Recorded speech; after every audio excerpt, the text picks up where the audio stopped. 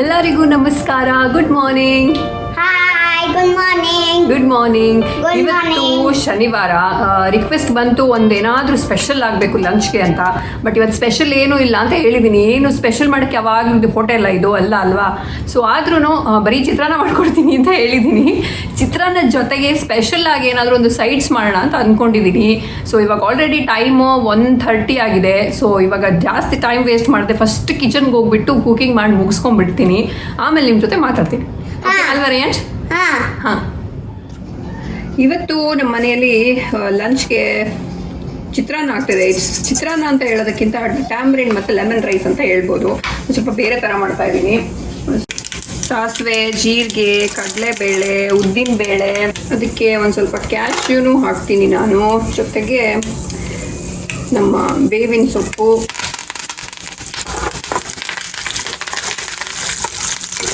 ಇದೆಲ್ಲ ಹಾಕಿಬಿಟ್ಟು ಒಂದು ಸ್ವಲ್ಪ ಹಿಂಗಿನ ಪೌಡರ್ ಮತ್ತು ಶುಂಠಿನೂ ಹಾಕ್ತೀನಿ.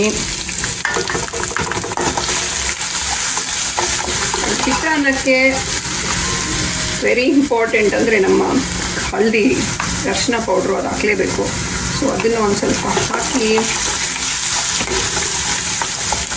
ಇದು ನಾನು ಟ್ಯಾಮರಿನ್ ಜ್ಯೂಸ್ ಮತ್ತು ಲೆಮನ್ ಜ್ಯೂಸ್ ಎರಡೂ ಹಾಕ್ಬಿಟ್ಟು ಮಾಡ್ತೀನಿ. ಸೊ ಹಾಗಾಗಿ ಚಿತ್ರಾನ್ನ ಅಂತ ಹೇಳೋ ಬದಲು ಟ್ಯಾಮರಿನ್ ಲೆಮನ್ ರೈಸ್ ಅಂತಲೇ ಹೇಳ್ಬೋದು.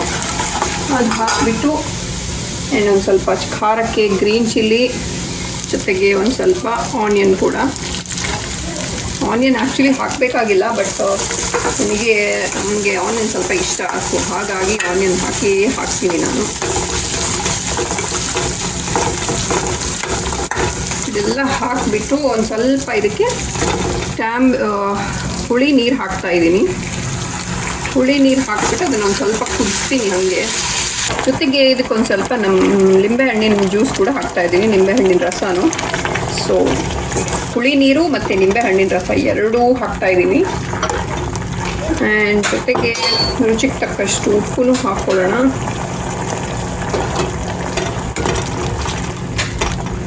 ಇದು ಒಂದು ಸ್ವಲ್ಪ ಚೆನ್ನಾಗಿ ಕುದ್ಮೇಲೆ ಅನ್ನ ಮಿಕ್ಸ್ ಮಾಡಿದ್ರೆ ಆಯಿತು. ಸಿಂಪಲ್ ಟ್ಯಾಮರಿನ್ ಮತ್ತು ಲೆಮನ್ ರೈಸ್ ರೆಡಿ ಆಗುತ್ತೆ.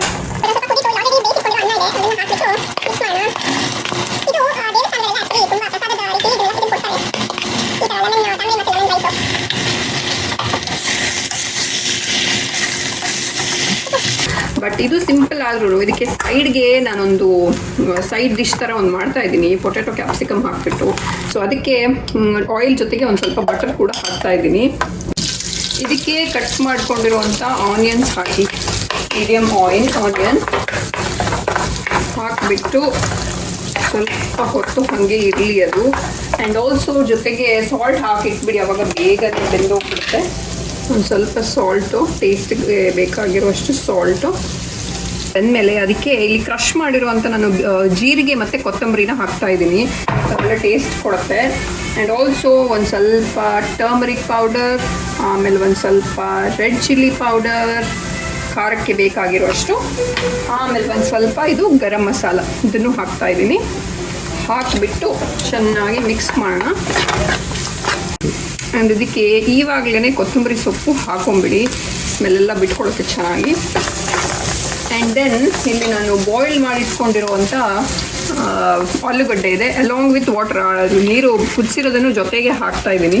ಇದು ಡ್ರೈ ಪ್ರಿಪ್ರೇಷನ್, ಬಟ್ ಸ್ಟಿಲ್ ಇದೆಲ್ಲ ನೀರು ಇವಾಗ ಎಳ್ಕೊಳುತ್ತೆ. ಸೊ ಅಲ್ಲಿ ಅಷ್ಟು ಅದನ್ನು ಬೇಯಿಸಬೇಕು. ಆಮೇಲೆ ಇದು ಹೀಗೆ ಇವಾಗ ಒಂದು ಸ್ವಲ್ಪ ನೀರೆಲ್ಲ ಡ್ರೈ ಆಗೋ ತನಕ ಇದನ್ನು ಹೀಗೆ ಬೇಯಿಸೋಕ್ಕೆ ಇಟ್ಬಿಡೋಣ, ಒಂದು ಮುಚ್ಚಳ ಮುಚ್ಚಿ. ಇವಾಗ ಇದರಲ್ಲಿ ನೀರೆಲ್ಲ ಹೋಗ್ಬಿಟ್ಟು ಫುಲ್ ಡ್ರೈ ಆಯಿತು. ಇವಾಗ ಪೊಟ್ಯಾಟೊ ಇದೇ ಥರ ಇರಬೇಕು. ಇವಾಗ ಇದಕ್ಕೆ ಒಂದು ಸ್ವಲ್ಪ ಕ್ಯಾಪ್ಸಿಕಮ್ ಈ ಥರ ಕ್ಯೂಬ್ಸ್ ಕಟ್ ಮಾಡ್ಕೊಂಡಿರೋದನ್ನು ಹಾಕಿ, ಅದು ಚೆನ್ನಾಗಿರುತ್ತೆ. ಪೊಟ್ಯಾಟೊ ಮತ್ತು ಕ್ಯಾಪ್ಸಿಕಮ್ ನಿಮ್ಗೆ ಎಷ್ಟು ಬೇಕೋ ಅಷ್ಟು ಹಾಕಿ, ಸೂಪರಾಗಿ ಟೇಸ್ಟ್ ಬರುತ್ತೆ ಎರಡು ಜೊತೆಗೆ ನೀವು ತಿಂದಾಗ. ಸೊ ಬೇಕು ಅಂದರೆ ಒಂದು ಸ್ವಲ್ಪ ನಿಂಬೆಹಣ್ಣು ಕೂಡ ಹಿಂಡ್ಕೋಬೋದು ಇದಕ್ಕೆ. ಆ್ಯಂಡ್ ಆ ಕ್ಯಾಪ್ಸಿಕಮ್ ಏನು ಜಾಸ್ತಿ ಬೇಯಿಸಬೇಕಾಗಿಲ್ಲ. ಇದರಲ್ಲೇ ಈ ಸ್ಟೀಮಲ್ಲೇ ಒಂದು ಸ್ವಲ್ಪ ಬೆಂದೋಗುತ್ತೆ. ಅದು ಕ್ರಂಚಿ ಆಗಿದ್ರೆ ಇನ್ನೂ ಚೆನ್ನಾಗಿರುತ್ತೆ. ಸೊ ಆಲೂಗಡ್ಡೆ ಬೆಂದಿರುತ್ತೆ, ಅದ್ರ ಜೊತೆ ಕ್ರಂಚಿ ಕ್ಯಾಪ್ಸಿಕಮ್, ಆ್ಯಂಡ್ ಜೊತೆಗೆ ಆ ರೈಸ್ ಜೊತೆ ಇದನ್ನು ನೀವು ಹಾಕ್ಕೊಂಡು ತಿಂದಾಗ ಅದ್ರ ಟೇಸ್ಟೇ ಬೇರೆ. ಒಂದ್ಸರಿ ಮಾಡಿ ನೋಡಿ, ಅವಾಗ ಗೊತ್ತಾಗುತ್ತೆ.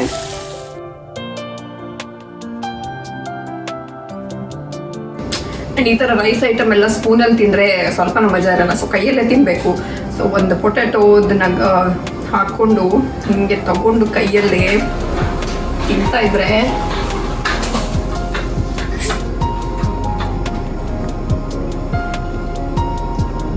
ರಿಯಲಿ ಒಳ್ಳೆ ಕಾಂಬಿನೇಷನ್ ಇದು, ರೈಸ್ ಜೊತೆ ಪೊಟೆಟೊ ಡ್ರೈ. ಜೊತೆಗೆ ಐದರ್ ನೀವು ಅನ್ನ ಸ್ಪೈಸಿ ಮಾಡಬೇಕು, ಇಲ್ಲ ಇದನ್ನು ಸ್ಪೈಸಿ ಮಾಡಬೇಕು. ನಾನಿಲ್ಲಿ ಇದನ್ನು ಜಾಸ್ತಿ ಸ್ಪೈಸಿ ಮಾಡಿಲ್ಲ ರೈಸ್ನ, ಸೊ ಹಾಗಾಗಿ ಈ ಪಲ್ಯ ಏನಿದೆ ಇದು ಸ್ಪೈಸಿಯಾಗಿ ಮಾಡಿದ್ದೀನಿ. ಸೊ ಎರಡು ಕಾಂಬಿನೇಷನ್ ತುಂಬ ಚೆನ್ನಾಗಾಗುತ್ತೆ. ಅದ್ರ ಜೊತೆಗೆ ನೀವು ಈ ಕ್ಯಾಪ್ಸಿಕಮನ್ನು ಇಟ್ಕೊಂಡು ಹಿಂಗೆ ಒಂದು ತಿಂತಾ ಇದ್ದರೆ ಅದ್ರ ಮಜಾನೇ ಬೇರೆ. ನನ್ನಲ್ಲಿ ಕೆಲವೊಂದು ಸಬ್ಸ್ಕ್ರೈಬರ್ಸ್ ತುಂಬ ಜನ ನೀವು ಮನೆಯಿಂದನೇ ಏನಾದರೂ ಕೆಲಸ ಮಾಡುವಂಥ ಏನಾದರೂ ಒಂದು ಆಪ್ಷನ್ ಅಂದರೆ ವರ್ಕ್ ಫ್ರಮ್ ಹೋಮ್ ಥರ ಏನಾದರೂ ಒಂದು ಆಪ್ಷನ್ ಇದ್ದರೆ ಅದನ್ನು ನಮ್ಮ ಹತ್ರ ಶೇರ್ ಮಾಡ್ಕೊಳ್ಳಿ ಅಂತ ತುಂಬ ಸರಿ ಕೇಳಿದ್ದೀರ ನನ್ನ ವೀಡಿಯೋಸ್ಗಳಲ್ಲಿ. ಸೊ ಇವಾಗ ಎಲ್ಲರೂ ಇಂಡಿಪೆಂಡೆಂಟ್ ಆಗಿರಬೇಕು ಅಥವಾ ಮನೆ ಖರ್ಚು ನಿಭಾಯಿಸ್ಲಿಕ್ಕೆ ಏನಾದರೂ ಒಂದು ಎಕ್ಸ್ಟ್ರಾ ಇನ್ಕಮ್ ಬರೋ ಥರ ಏನಾದರೂ ಒಂದು ದಾರಿ ಹುಡುಕ್ತಾ ಇರ್ತಾರೆ. ಎಸ್ಪೆಷಲಿ ಇವಾಗ ಗೃಹಿಣಿ ಆಗಿರೋರಿಗೆ, ಹೌಸ್ ವೈಫ್ ಆಗಿರೋರಿಗೆ ಮನೆ ಬಿಟ್ಟು ಹೋಗೋಕ್ಕಾಗೋದಿಲ್ಲ, ಎಲ್ಲೋ ಹೊರಗಡೆ ಹೋಗಿ ಕೆಲಸ ಮಾಡೋಕ್ಕಾಗೋದಿಲ್ಲ, ಈ ಥರ ಎಲ್ಲ ಇರುತ್ತೆ. ಸೊ ನಿಮಗೂ ಇವಾಗ ಮನೆಯಿಂದನೇ ಏನಾದರೂ ಕೆಲಸ ಮಾಡಬೇಕು, ನಿಮ್ಮ ಮನೆಯ ನಿಮ್ಮ ಯಾವುದೇ ರೂಟೀನ್ ಡಿಸ್ಟರ್ಬ್ ಆಗದೆ ಇರೋ ಥರ ನೀವು ಮನೆಯಿಂದನೇ ಕೆಲಸ ಮಾಡಬೇಕು ಅಂತ ನಿಮ್ಗೆ ಏನಾದರೂ ಯೋಚನೆ ಇದ್ದರೆ ನನ್ನ ಹತ್ರ ಒಂದು ಆಪ್ಷನ್ ಇದೆ. Shop101 ಅನ್ನೋದು ಇಂಡಿಯಾದ ನಂಬರ್ 1 ರೀಸೆಲ್ಲಿಂಗ್ ಆ್ಯಪ್, ಅಂದರೆ ವಸ್ತುಗಳನ್ನು ಮರು ಮಾರಾಟ ಮಾಡೋಕ್ಕೆ ಇರುವಂಥ ಒಂದು ಆ್ಯಪ್. ಈ ಒಂದು ಆ್ಯಪ್ ನಿಮಗೆ ನೀವು ಮನೆಯಲ್ಲೇ ಇದ್ಕೊಂಡು ಒಬ್ಬ ಬೆಸ್ಟ್ ಆಂಟ್ರಪ್ರಿನರ್ ಅಥವಾ ಒಬ್ಬ ಒಳ್ಳೆಯ ಮಹಿಳಾ ಉದ್ಯಮಿ ಅಂತ ಹೇಳಿಸ್ಕೊಳ್ಳೋಕ್ಕೆ ಒಂದು ಅವಕಾಶ ಕೊಡುತ್ತೆ. ಈ ಒಂದು ಆ್ಯಪ್ಗೆ ನಿಮಗೆ ಮುಂಚೆನೇ ಯಾವುದೇ ಇನ್ವೆಸ್ಟ್ಮೆಂಟ್ ಮಾಡಬೇಕು ಅನ್ನೋ ಅಂಥ ಅವಶ್ಯಕತೆ ಇಲ್ಲ. ನೀವು ಈ ಥರ ಒಂದು ಬಿಸ್ನೆಸ್ ಮಾಡಬೇಕು ಅಂತ ಅಂದ್ಕೊಂಡಿದ್ದೀರಾ ಅಂದರೆ ನೀವು ಮಾಡಬೇಕಾಗಿರೋದು ಇಷ್ಟೇ. ಮೊದಲನೇದಾಗಿ ಗೂಗಲ್ ಪ್ಲೇ ಸ್ಟೋರ್ಗೆ ಹೋಗ್ಬಿಟ್ಟು Shop101 ಅನ್ನೋವಂಥ ಒಂದು ಆ್ಯಪನ್ನು ನಿಮ್ಮ ಫೋನಲ್ಲಿ ಡೌನ್ಲೋಡ್ ಮಾಡ್ಕೊಂಡ್ಬಿಟ್ಟು ಅದರಲ್ಲಿ ನಿಮ್ಮನ್ನು ನೀವು ಮರು ಮಾರಾಟಗಾರರಾಗಿ ಅಥವಾ ರೀಸೆಲ್ಲರ್ ಆಗಿ ರಿಜಿಸ್ಟರ್ ಮಾಡಿಕೊಂಡು ನಿಮ್ಮದೇ ಒಂದು ಓನ್ ಸ್ಟೋರನ್ನು ಸೆಟಪ್ ಮಾಡಿ. ಅದಾದಮೇಲೆ ನಿಮ್ಮ ಒಂದು ಸ್ಟೋರ್ಗೆ ಒಂದು ಐ ಕ್ಯಾಚಿಂಗ್ ನೇಮ್ ಕೊಡಿ, ಅಂದರೆ ಒಂದು ಆಕರ್ಷಕವಾಗಿರುವಂಥ ಒಂದು ಹೆಸರು ಕೊಡಿ. ಅದಾದಮೇಲೆ ನೀವು ಇವಾಗ ಆ ಆ್ಯಪಲ್ಲಿ ಲಭ್ಯ ಇರುವಂಥ ತುಂಬಾ ಒಂದು ಪ್ರಾಡಕ್ಟ್ಸ್ ಇರುತ್ತೆ, ಅದನ್ನೆಲ್ಲ ನೀವು ಬ್ರೌಸ್ ಮಾಡ್ಬೋದು. ಅದ್ರ ಜೊತೆಗೆ ತುಂಬಾ ಕ್ಯಾಟಗರಿ ಕೂಡ ಇರುತ್ತೆ, ಅದರಲ್ಲಿ ಲಕ್ಷಾಂತರ ಆಯ್ಕೆಗಳು ಕೂಡ ಇರುತ್ತೆ. ಅಂದರೆ ಇವಾಗ ನಿಮಗೆ ಒಂದು ಬಟ್ಟೆಗಳ ವಿಷಯದಲ್ಲಿ ನಿಮಗೆ ಒಂದು ತುಂಬ ನಾಲೆಜ್ ಇದೆ ಅಂತ ಅನಿಸಿದ್ರೆ you can start with it. So ಈ ಥರ ನೀವೊಂದು ಪ್ರಾಡಕ್ಟ್ನ ರೀಸೇಲ್ ಮಾಡಬೇಕಾದ್ರೆ ನಿಮಗೆ ಬೇಕಾಗಿರುವಂಥ ಮಾರ್ಜಿನ್ ಕೂಡ ಸೆಟ್ ಮಾಡ್ಕೋಬೋದು. ಸೊ ನಿಮ್ಮ ಒಂದು ಪ್ರಾಡಕ್ಟನ್ನು ನಿಮ್ಮ ಫ್ಯಾಮಿಲಿ ಜೊತೆ, ಫ್ರೆಂಡ್ಸ್ ಜೊತೆ ಅಥವಾ ಎಷ್ಟೇ ಗ್ರೂಪ್ಸ್ ಇದ್ರೂ ಅದ್ರ ಜೊತೆ ಶೇರ್ ಮಾಡಿಕೊಂಡು ಅವರು ನಿಮ್ಮಿಂದ ಈ ಪ್ರಾಡಕ್ಟ್ಸನ್ನು ಖರೀದಿ ಮಾಡೋ ಥರ ನೀವು ಅವ್ರಿಗೆ ಎನ್ಕರೇಜ್ ಮಾಡ್ಬೋದು. ಸೊ ಇದೇ ಥರ ನೀವು ಮನೆಯಲ್ಲೇ ಇದ್ಕೊಂಡು ಒಂದು 25,000 ಅಥವಾ ಅದಕ್ಕಿಂತ ಜಾಸ್ತಿ ಕೂಡ ತಿಂಗಳಿಗೆ ಸಂಪಾದನೆ ಮಾಡಬಹುದು. ಸೊ Shop101 ಆ್ಯಪನ್ನು ಡೌನ್ಲೋಡ್ ಮಾಡ್ಕೊಳ್ಳಿ. ರಿಜಿಸ್ಟರ್ ಮಾಡಬೇಕಾದ್ರೆ ನಾನು ಡಿಸ್ಕ್ರಿಪ್ಷನ್ ಬಾಕ್ಸಲ್ಲಿ ಹಾಕಿರುವಂಥ ಲಿಂಕ್ ಯೂಸ್ ಮಾಡಿಕೊಂಡ್ರೆ ನಿಮಗೆ 1000 Shop101 ಪಾಯಿಂಟ್ಸ್ ಬೋನಸ್ ಆಗಿ ಸಿಗುತ್ತೆ. ಸೊ ಊಟ ಏನೋ ಆಯಿತು, ಆದರೆ ಈ ಸಾಹೇಬ್ರಿಗೆ ಇಲ್ಲಿ ಅಡುಗೆ ಇವತ್ತಿಂದು ಇಷ್ಟ ಆಗಿಲ್ವಂತೆ, ಚಿತ್ರಾನ್ನ ತಿಂದಿದ್ದು ಇಷ್ಟ ಆಗಿಲ್ಲಂತೆ. ಸೊ ನನಗೆ ಅವನು ಸಜೆಸ್ಟ್ ಮಾಡ್ತಾ ಇದ್ದಾನೆ, ನೀನು ಯಾವ ಥರ ಸಾರು ಮಾಡಬೇಕು ಅಂತ ನಾನು ಹೇಳ್ಕೊಡ್ತೀನಿ ಅಂತ ರೆಸಿಪಿ ಕೊಡ್ತಾ ಇದ್ದಾನೆ. ಅದನ್ನ ಅವನ ಬಾಯಲ್ಲೇ ಕೇಳಿ ನೀವು. ಸೊ ಶುಂಠಿ ಸಾರು ಮಾಡೋದು ಹೆಂಗೆ ಅಂತ ಹೇಳ್ಕೊಡ್ತೀಯಾರೆ? ಹೇಳ್ಕೊಡು. ಹೇಳ್ತೀನಿ. ಒಂದು ಜಿಂಜರ್ ತಗೊಳ್ದು ಇಲ್ಲಿ ನೋಡ್ಕೊಂಡು ಹೇಳಬೇಕು. ಜಿಂಜರ್ ಹಾಕೋದು ಹಿಂಗೆ, ಅದಕ್ಕೆ ಒಂದು ಜಾರ್ಗೆ ಹಾಕೋದು ಹಿಂಗೆ, ಮಿಕ್ಸಿ ಜಾರ್ಗ.